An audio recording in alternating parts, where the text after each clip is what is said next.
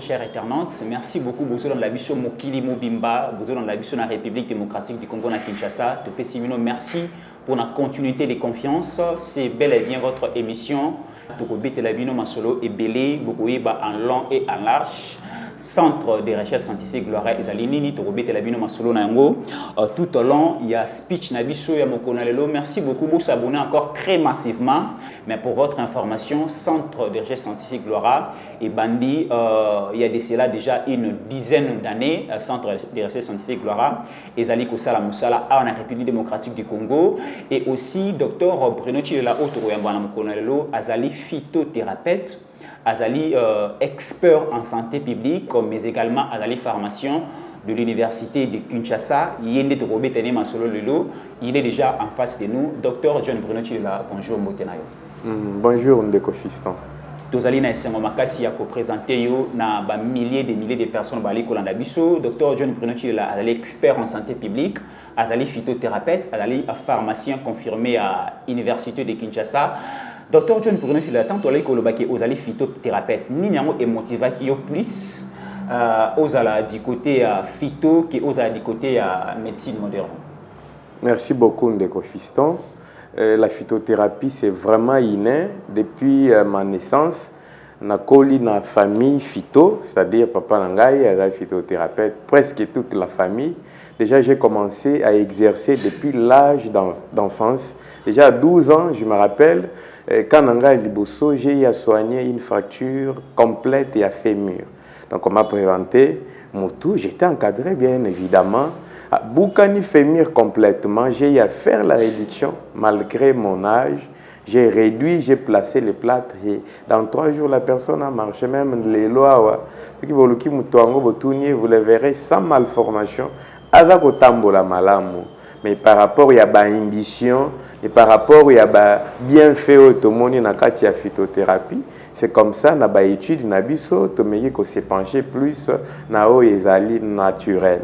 Depuis même la création du monde, tout a été naturel. Lorsque Dieu envoie les enfants d'Israël à Longoli Bango na Égypte, à Tindi Bango na désert, et puis voilà, manger les herbes plutôt amères et kosungabino pour na robate la santé na bino malamu, ba motivation non soana et tinda kibiso. Donc se pencher plus dans ce qui est phyto, surtout dans l'originalité nango, ce qui est naturel n'a pas de conséquences. Un produit naturel, on peut le prendre lorsqu'on est malade, même quand on n'est pas malade. Donc il est en même temps préventif et aussi curatif. Vous voyez un peu. Dans le monde entier, beaucoup de gens qui ont un peu de moyens préfèrent les lots que ça, ce qui est naturel. Manger bio. Manger bio. Et il y a beaucoup de médecins ou de confrères qui confondent les choses. Des fois, on dit non, voilà, les produits naturels et baby sakabarin. Non, ne vous en faites pas. Les produits naturels et baby sakabarin. Là, je fais attention et je martèle bien. Ce ne sont pas des produits naturels où vous avez besoin d'un zéla, vous avez besoin n'importe où, chez n'importe qui. Non. Ce sont des produits qui sont fabriqués par Oyo, Baïkola, classe. Il y a makambi ya bakisi selon ba norme mais basali yango naturellement bakisi wana ekoki ko bebi ça rente. Et par exemple lorsque vous prenez une tomate, je prends une tomate, je vous en fais un produit. Comment est-ce que la tomate va déranger les reins? Parce que déjà la tomate liée à Congo déjà dans l'alimentation na biso. Lorsque vous prenez par exemple des persils, vous prenez des concombres, au salé yango mutukisi. Et déjà peut que autant de classe pour dire à tel degré, à tel dosage, tant qu'on avait coupé sa mutu. Il faut mettre par exemple qu'hier moko, il faut mettre par exemple 10 cc ainsi de suite et que ça les mabé moroté. Par contre, c'est des produits chimiques qui peuvent causer des dégâts dans la santé de la personne. Lorsque par exemple quelqu'un est sous l'insuline, lorsqu'on vous donne l'insuline et au fur et à mesure à un certain moment donné il y a batebele baza kolanda dialyse tout simplement parce que barin et beba azoa ba insuline et belé et tout ça et des produits chimiques créent de l'indépendance mais qui c'est naturel ils sont normal ils ont le rôle ndingo zolia pondu ils ont le rôle ndingo lia lilala mais Et en tant que minganga, on en a pris à un certain niveau. Tout ça, il y a un comique ici. Donc, voilà. Ce sont là raisons où il pousse biso pour que pesa mingi na o ezali naturel que ce qui est chimique. Alors, docteur Bruno Chilela, tout ce que vous présentez aux ali phytothérapeutes, comment la phytothérapeute ndengene docteur Bruno Chilela? Merci beaucoup Ndeko Fiston. Pour devenir phytothérapeute, il y a un préalable. Les autres, tout ça comme on a batébélé, parce qu'on s'improviser à mi commission phytothérapeute n'andenge nae. D'ailleurs, quand par définition le mot phytothérapie, phyto c'est en grec, ça veut tout simplement dire plante. Thérapie, traitement. Donc traitement à base des produits naturels. Hein, vous voyez un peu. Donc un phytothérapeute, c'est un médecin qui vous soigne à base des produits naturels. Ça veut dire, il a été dans les bancs de l'école, il a étudié le mécanisme, et comme ça y est, le médecin pour soigner. Mais quand vous trouvez quelqu'un au bout de l'avenir, bon, non, lui n'est pas un phytothérapeute. Et par là, je fais une nuance entre, on dit souvent, un praticien, un phytothérapeute. Il y a une nuance parce que dans notre pays surtout, on confondre à Makambo, un praticien, déjà par l'appellation, vous entendez Azoloba, donc praticien, ça vous pratiquer Makambo, des fois à éviter. Makambo, ça vous maîtriser, mais un phyto, c'est quelqu'un qui a étudié. Il a étudié autrefois, étude des alaki kaka en Afrique du Sud, en Inde, en Chine, on a formé un phytothérapeute, mais je vous informe déjà qu'à l'université de Kinshasa, dans la faculté, il y a pharmacie, nous avons filière, il y a phytothérapeute, je fais partie. Donc, on forme des phytothérapeutes là-bas. Ils ont étudié. Ils ne s'improvisent pas. Donc, il y a la différence là-dessus. Alors, ne confondez pas. Ukutani na n'importe qui a la phytothérapeute. Non. La gisanga, nani mukanda na ya phytothérapeute ça wapi. Otanga wapi.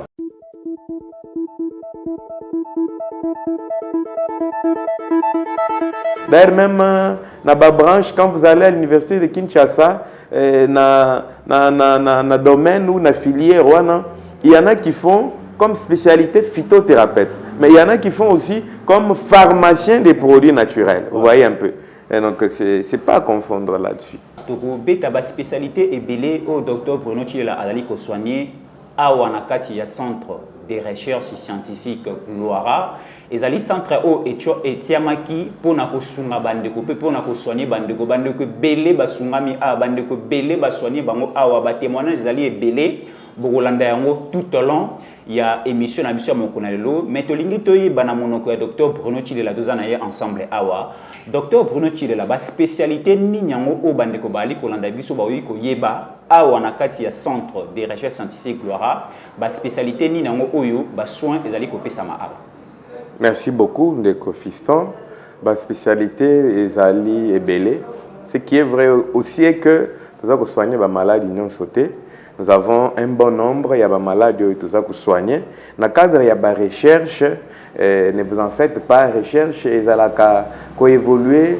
Mikolo na Mikolo. Donc on n'est pas limité. C'est comme si au lobby, non, je me suis spécialisé dans un domaine tel. Non, biso tozalaka les lois au saliki si alikambutel au bandi ko étudier en lobby au bakishi du souci. Donc champ il y a action na biso ezali vaste. C'est comme ici chez nous, nous avons la spécialité au bengi ophtalmologie ou ko soigner misu. Tout ça ko soigner maladie nyonso ya misu. Donc maladie nyonso ya misu, obela attention à misu, obela cataracte, obela ptérygion, aux amyopes, aux zika, ceux qui aux okanalisu, donc ba catégorie, aux anabampoule, misu eza jaunâtre, donc ba pathologie nyonso ya misu toza ko soigner yango.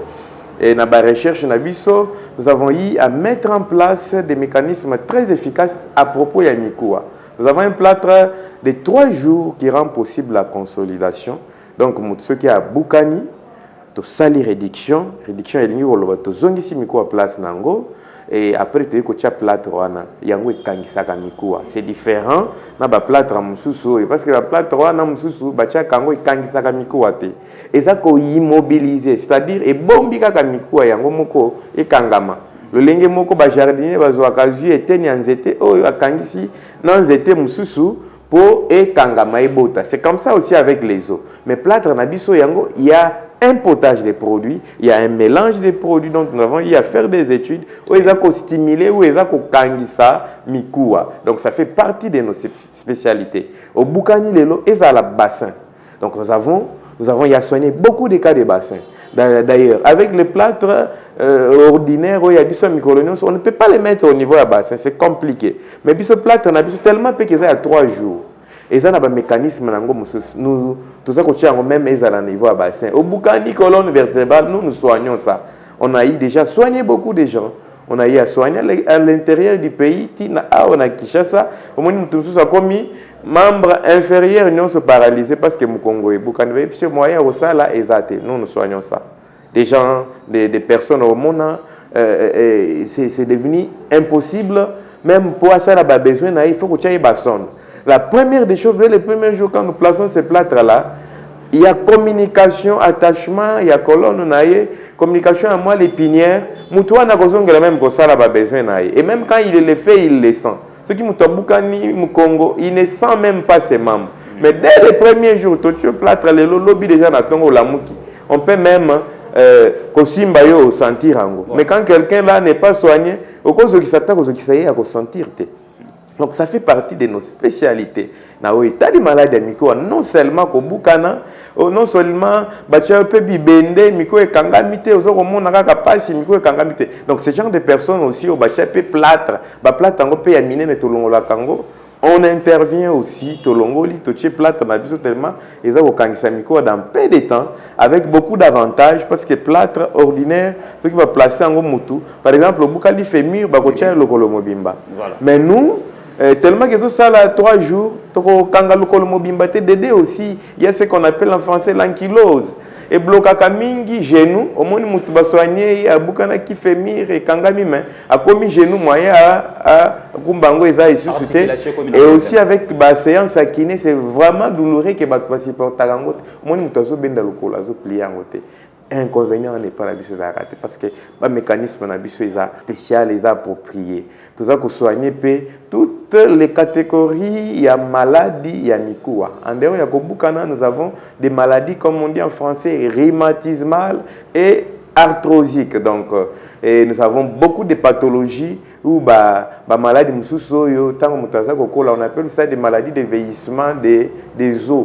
Donc, ce sont des maladies qui viennent plus aux akokola, yabamibangé, mikuape et lembi.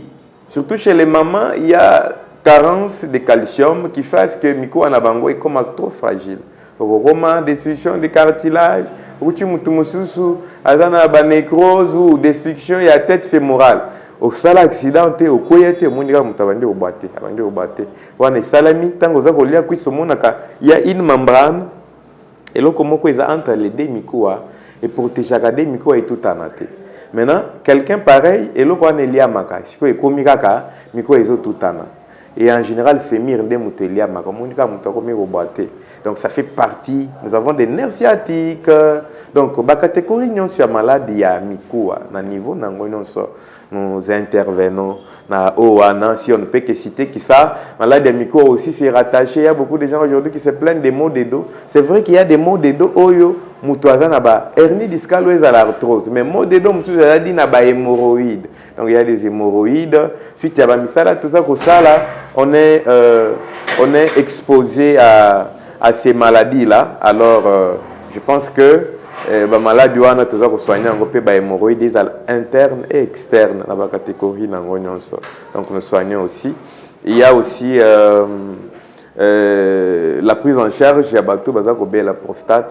Donc, avec les études, il est démontré que plus tu prends de l'âge, il y a possibilité, volume, il y a prostate nayo et vimba. Et beaucoup de gens, ça commence déjà de la cinquantaine comme matin.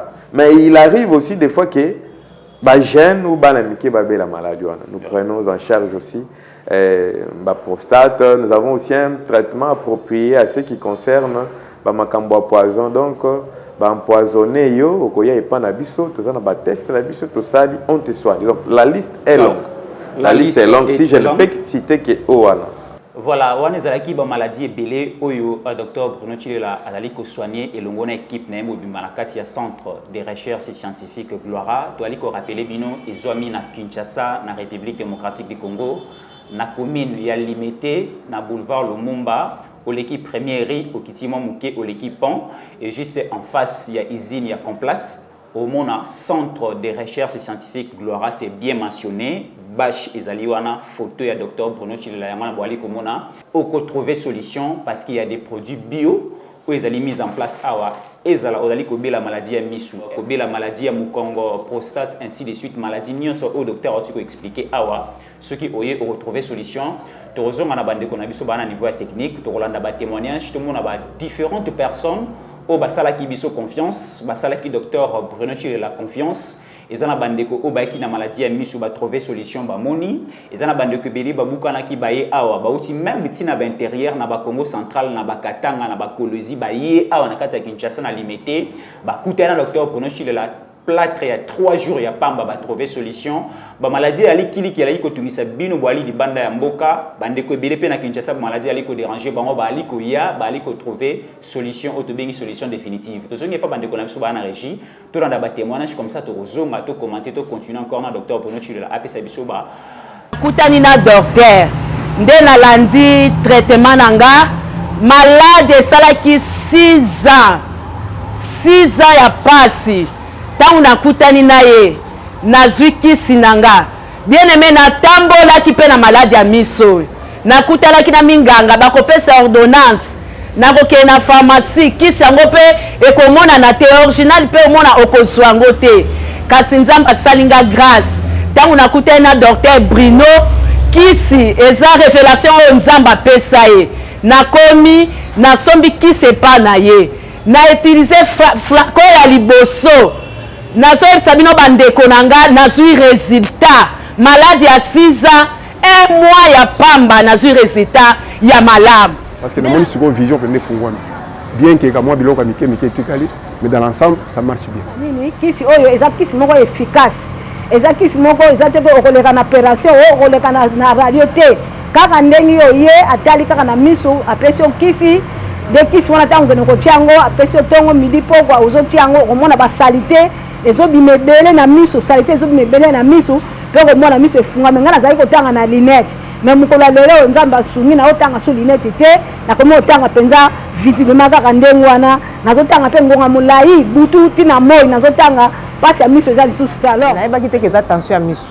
ngai kasi eka eza tension ya nzoto nameki kosogne batension ya modele nyonso mutu mpasi esilaka te namena bakisi ya malaria na osala malaria namena bakisi ya mado na okende na bahôpitaux babila kaka eza malaria so nameni bakisi me mutu mpasi esilaka te mais tension mpe esilaka te naye kotika problème ya mutu mpasi nakomi kolanda ya mingi problème ya tension bamédecin babina ngai nazaka obligé namenaka kisi ya tension nalali na se nazali oyoka radio d'abord nake na hôpital moko babisi baopere nga basengi nga $800 nake so na hôpital mosusu wana mpe aza na baappareil ya makasi asalisi nga examen ya miso mpenza abina nga ke banere na ngai ya miso ekomi mokie naosala opération te alors mokolo wana ntango nabandi koyoka radio ezalaki radio ya voici l'homme nazoyoka kaka médecin azoloba soki oza na problème ya tension yaka tosoigne tozwi kisi ya tension mais nazali kozela kaka nazwa adresse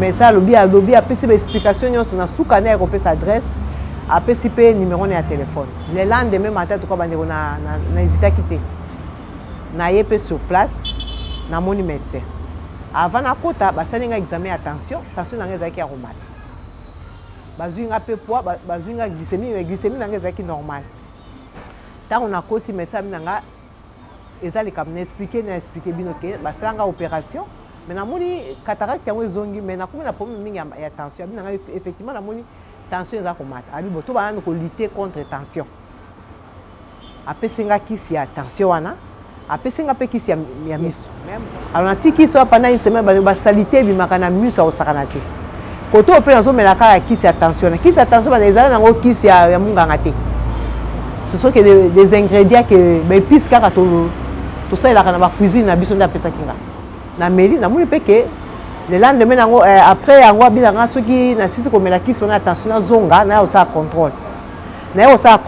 tension na zongi normal et depuis lors nazo ya kozwa kisi ba ota pe tension zo mata suite je crois na bandaki depuis mois de janvier puis le tokum na mois de juin donc na moni maintenant ça va miso etanga suma te parce que tango tension mata ki wana miso na comment otanga mai miso etanga suma te niko okuta na komo sa expérience na ta pe ba lunette sans lunette mais na ko tia quand même singa na tonga na tepe ona bandeke belé ba sala ki confiance na centre de recherche scientifique Gloire bayaki ba se faire consulter ba pesi bango ba produit bomoni évolution en santé ndenge salameli bandeko ba bukanaki ba tie bango plâtre 3 jours ba tamboli docteur a tu expliquer awa plâtre na biso ba li ko tia yango après 3 jours ba longoli ko zongi au tamboli normalement quelque chose na niveau ya genou na niveau ya bassin n'importe quelle place oyo bukanaki ba tie au plâtre 3 jours déjà au moni santé na yo ezali kozonga convenablement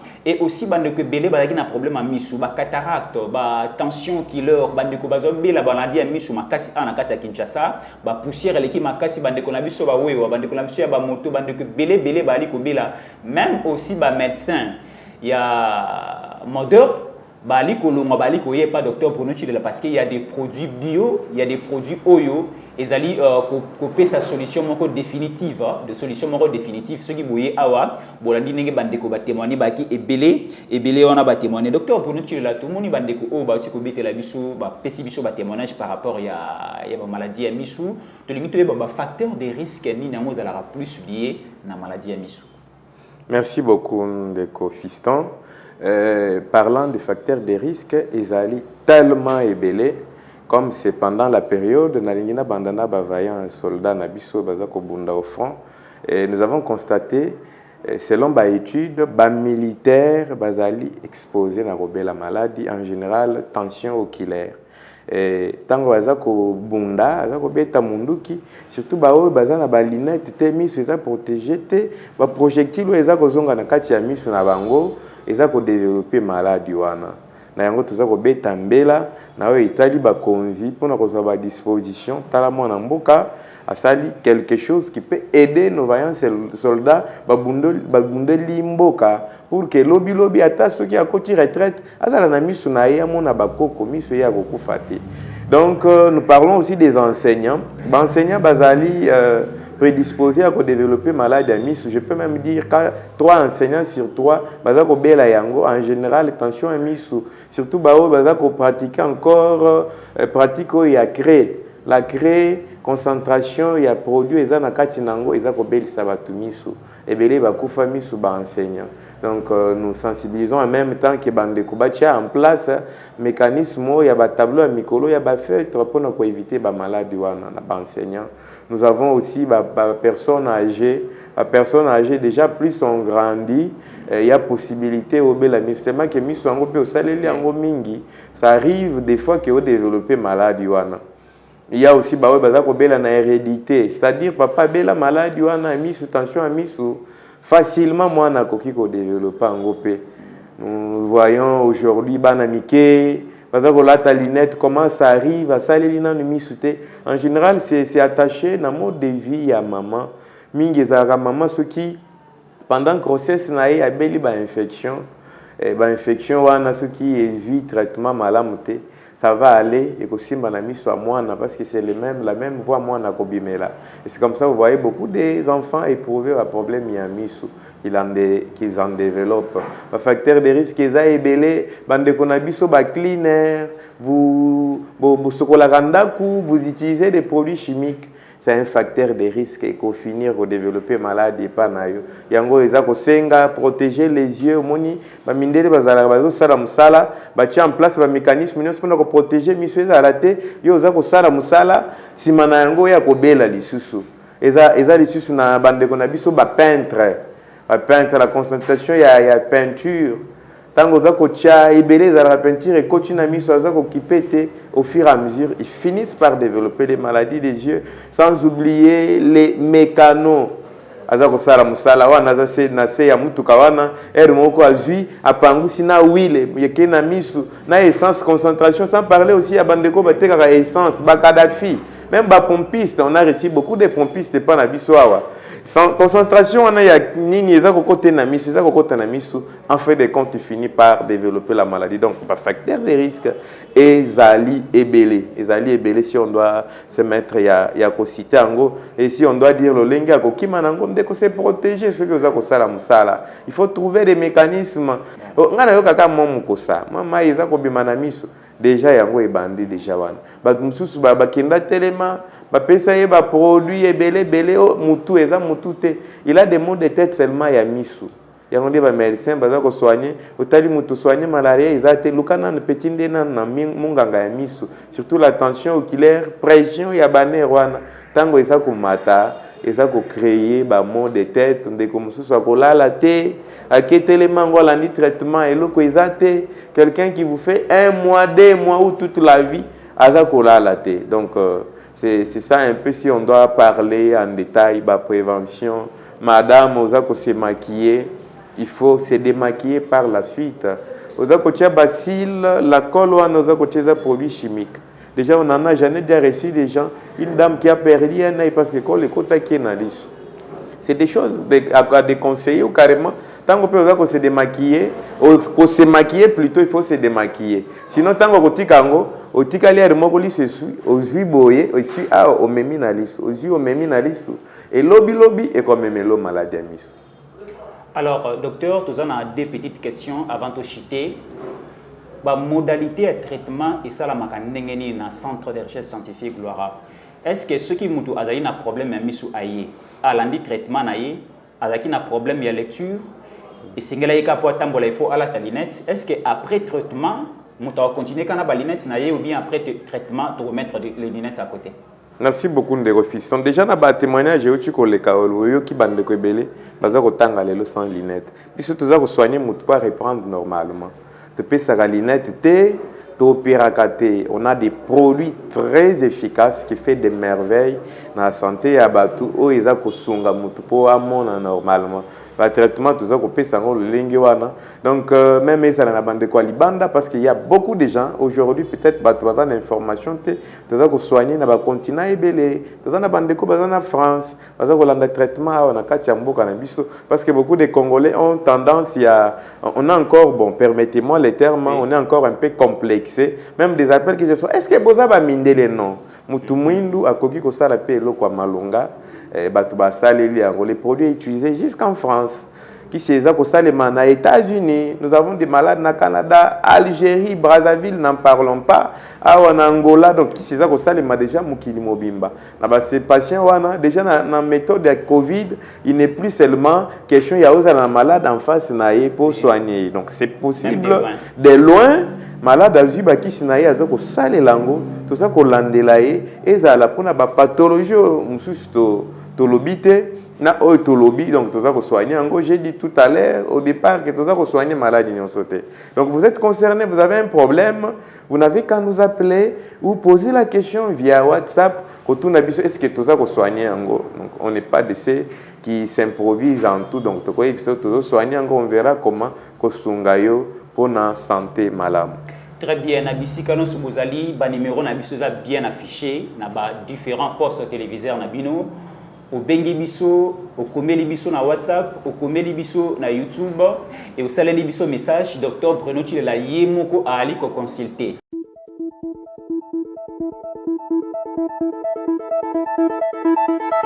Ceux qui ont un centre Nabiso exigé aux à la consulter et pas à Dr Bruno Chilela parce que bande ko belé bazali ko se faire na kombo ya docteur Bruno Chilela mais botala docteur Bruno Chilela ye wana bali komona ye pe azali ensemble na biso na plateau yende ako consulter bino yende azali na pouvoir pe na capacité pe mayele wana ya ko comprendre maladie aux ali na yango ya ko pesa yo produit aux ali approprié et au fil du temps pour la maladie à Mikoua après 3 jours guérison totale pour la maladie à Miso au fil du temps on allait utiliser produit nayo et directement on retrouver la vision très normale n'engé ezala qui bien avant merci na bande kono so balande biso surtout na potombo s'abonner massivement na chaîne YouTube na biso Docteur Bruno Chilela TV pour la bande ko Kinshasa merci beaucoup bali ko la biso na ba télévision partenaire merci beaucoup na bande ko technique basonga biso merci Docteur Bruno Chilela merci beaucoup to ali ko